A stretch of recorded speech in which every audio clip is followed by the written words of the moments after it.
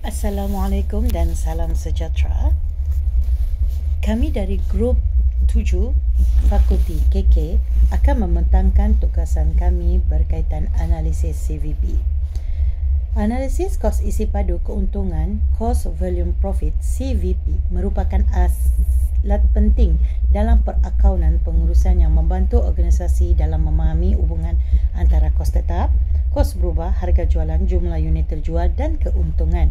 Menurut Horngen, Datar dan Rajan 2020, analisis CVP membolehkan syarikat membuat keputusan yang strategik berkaitan penetapan harga, unjuran keuntungan, perubahan kos dan perancangan operasi. Dalam konteks tugasan yang diberi, Aroma Bros Sendirian Berhad, analisis CVP diperlukan untuk menilai kedudukan kewangan semasa syarikat, merancang strategi keuntungan dan memastikan syarikat dapat bersaing dalam pasaran minuman gaya hidup yang semakin kompetitif. Data kewangan pada tahun 2025 dijadikan asas analisis di mana syarikat mencatatkan jumlah jualan sebanyak 1,050,000 melalui penjualan sebanyak 52,500 unit produk. Analisis CVP yang telah kami bincang adalah untuk harga jualan seunit. Formulanya harga jualan seunit sama dengan jumlah jualan bahagi jumlah unit terjual. Cara pengiraannya ialah RM 1,050,000 bahagi dengan 52,500 unit sama dengan ringgit Malaysia 20 unit. Jumlah kos berubah merangkumi COGS berubah sama dengan RM 525,000, komisen jualan 15% darab RM 1,050,000 sama dengan 157,500. Jumlah kos berubah sama dengan RM 525,000 ditambah dengan RM 157,500 dan jumlah kos berubah ialah RM 682,500. Bagi kos berubah seunit, formula pengiraannya ialah jumlah kos berubah dibahagi dengan jumlah unit. RM 682,500 dibahagi kepada 52,500 unit bersamaan dengan jumlah RM 13 ringgit seunit. Okey, baiklah. Jumlah kos tetap pula ialah kos tetap termasuk COGS tetap iaitu RM 105,000, iklan tetap RM 26,250, sewa 21,000, gaji pentadbiran 52,500, insurans 15,750. Maka dengan itu perkiraannya jumlah kos tetap adalah bersamaan dengan 220,500. Margin sumbangan seunit, cara pengiraan formulanya ialah margin sumbangan sama dengan harga jualan tolak kos berubah seunit, iaitu pengiraannya ringgit Malaysia 20 ringgit dibahagi dengan RM 13 ringgit dan mendapat jumlah RM 7 ringgit seunit. Okey, jika kita lihat di sini nisbah margin sumbangan, formulanya ialah margin sumbangan bahagi dengan harga jualan kali dengan 100%. Okey, contoh pengiraannya 7 bahagi 20 kali dengan 100% sama dengan 35%. Okey, kita tengok di bahagian titik pulangan modal, formula BEP dalam bentuk unit sama dengan kos tetap bahagi dengan margin sumbangan seunit. Okey, pengiraannya 220,500 bahagi 7 berjumlah ataupun dengan nilai 31,500 unit. Okey, jika kita lihat pada titik pulang modal dalam bentuk ringgit Malaysia, Formulanya BEP ringgit Malaysia sama dengan ataupun berjumlah BEP unit kali dengan harga jualan. Okey, pengiraannya kalau kita tengok di sini 31.500 kali dengan RM20 sama dengan 630.000. Okey. Jika kita lihat dengan sasaran pendapatan bersih 30% dari jualan. Okey, syarikat mensasarkan pendapatan bersih 30% daripada jumlah jualan, ya.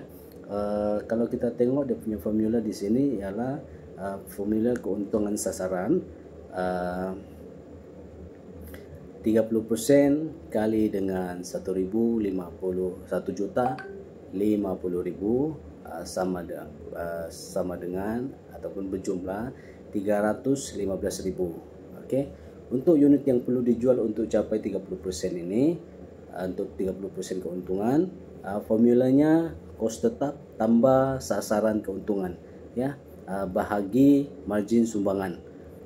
Kalau kita tengok dia punya pengiraan di sini 220.500 tambah dengan 315.000. Lepas tu kita bahagi 7. Jadi dia akan berjumlah 76.500 untuk seunit. Okey.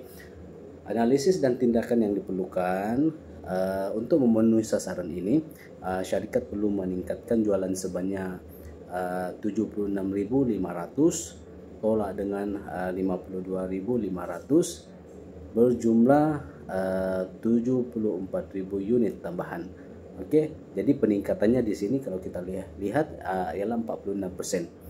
Okey, untuk tindakan yang dicadangkan, pengukuhan pemasaran digital seperti Instagram, TikTok ataupun melalui influencer, dan juga yang kedua ialah penjenamaan packaging yang lebih premium lah. Okey, yang ketiga kita pelbagaikan varian perisai.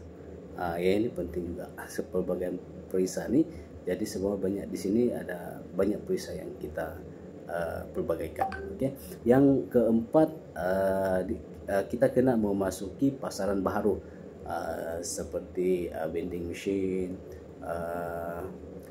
university, gym dan juga cafe yang ada lifestyle lah. Okey. Penetapan harga jualan baru.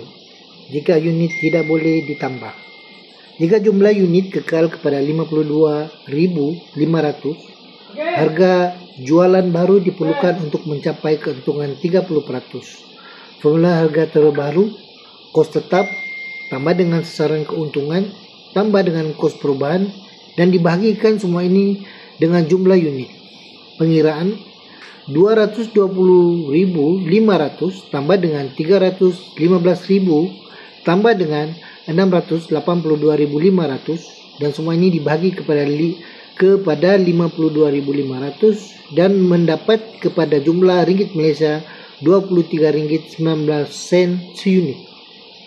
Analisis menurut Coulter dan Armstrong 2019, pasaran minimum gaya hidup adalah sensitif terhadap perubahan harga. Oleh itu, tidak kenaikan harga saja tidak akan meningkatkan jualan, tetapi perlu sokongan oleh nilai tambah seperti peningkatan kualiti formulasi, packingan premium, aktiviti pemasaran intensif.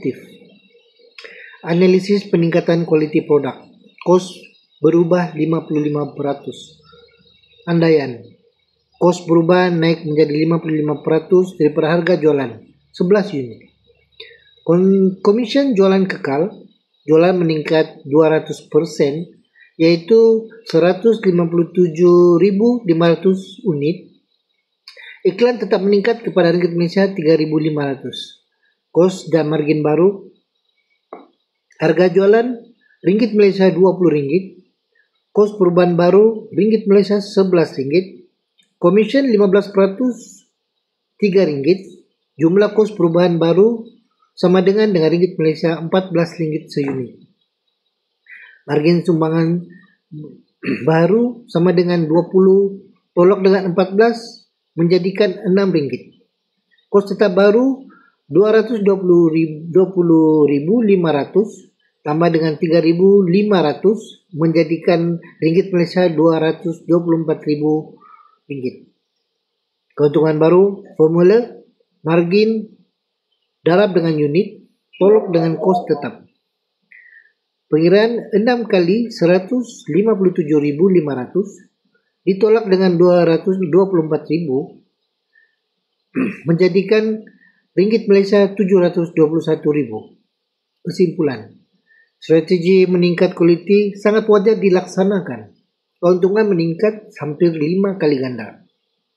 Peningkatan image premium meningkatkan daya saing pasaran. Selari dengan kajian Samad 2019 bahwa produk mempengaruhi niat pembelian. Okey, untuk analisis komisen dan staf jualan tetap, untuk senario pertama adalah ejen komisen sebanyak 20%. Seperti yang kita nampak di sini, 20% kita kalikan dengan 1,50 juta bersamaan dengan RM210,000.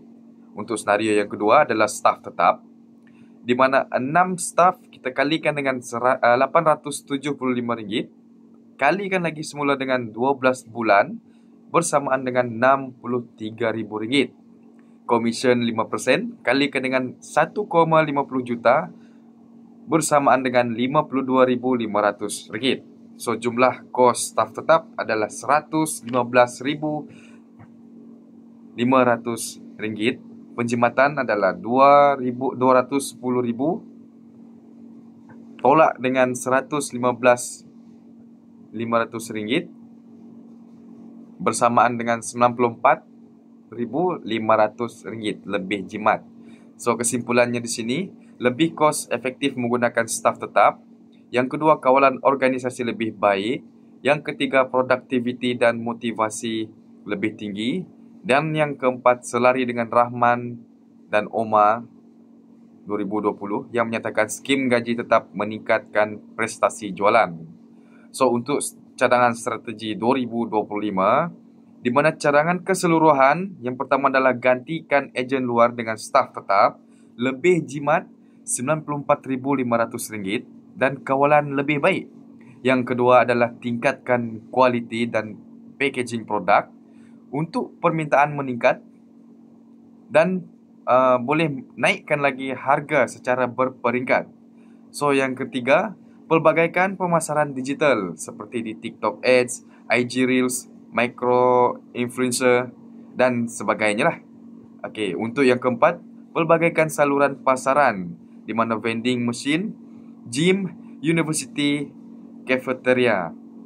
Dan yang kelima, gunakan analisis CVP seperti secara berkala, seperti untuk mengawal kos dan meramal keuntungan. So, untuk kesimpulan, di mana analisis CVP memberikan gambaran menyeluruh mengenai struktur kos dan keupayaan syarikat dalam mencapai sasaran keuntungan. Berdasarkan analisis, syarikat perlu melaksanakan strategi gabungan yang merangkumi peningkatan kuantiti produk, mengoptimumkan kos buruh, penetapan harga yang berasaskan nilai serta pemasaran digital. So, Aroma Bruce Sendirian Berhad berpotensi meningkatkan prestasi kewangan sekiranya strategi yang disyorkan dilaksanakan secara konsisten dan berfokus. Sekian, terima kasih.